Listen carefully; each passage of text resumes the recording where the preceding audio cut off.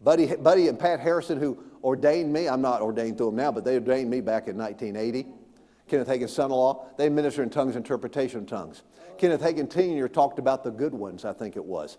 They ministered in tongues, interpretation of tongues. Brother Hagin ministers in tongues and interpretation of tongues. Billy Brim, tongues and interpretation of tongues. A lot of the older generation that I grew up under, I saw that all the time.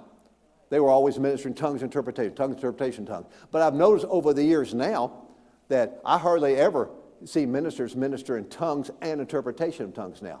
Everybody just prophesies.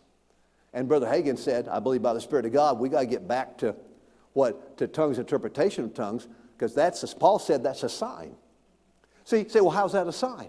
Well, if we have some lost people in here, and pastor gets up and gives a message in tongues, and say, Leah interprets it, and then you get up, give a message in tongues, and Leah interprets it, and then you get up and give a message in tongues, and Leah interprets it, and you're given 3 different tongues, you got a sinner in here?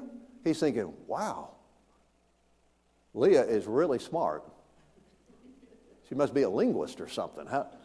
How can she interpret all those different languages like that? See, it's a sign. It is a sign.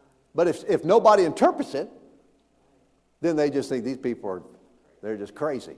See, that's why he said you got to have interpretation with it. But that's a sign. That's why we need that more. That's much more a sign than just giving a prophetic message in your known language. Amen. That's great. But when you do the tongues, like 2 or 3 different tongues, and one person interprets it, that gets a lost person's, it gets Christians' attention. They'll say, wow, what's going on here? God must be in this place. And that's why he said down here, look at verse 27.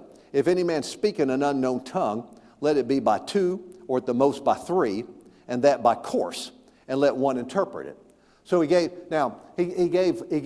instructions on how to keep things in order. He said, yes, definitely, I want you to give messages in tongues in your services, but not more than 2 or 3. Yeah. And let one interpret. In other words, his point was you can do this, but God's best is to do it this way. One interprets it. Yeah. Not pastor gives a message in tongues, I interpret it. You give a message in tongues, Leah interprets it. You give a message in tongues, and this lady interprets it. No, it's better if one interprets it. Why? Because it's a sign. One person knows all 3 of those languages? No, they don't. Only God does. Let one interpret it. Now, that is different. See, there's also there are ministry gifts of tongues and interpretation of tongues, where we could have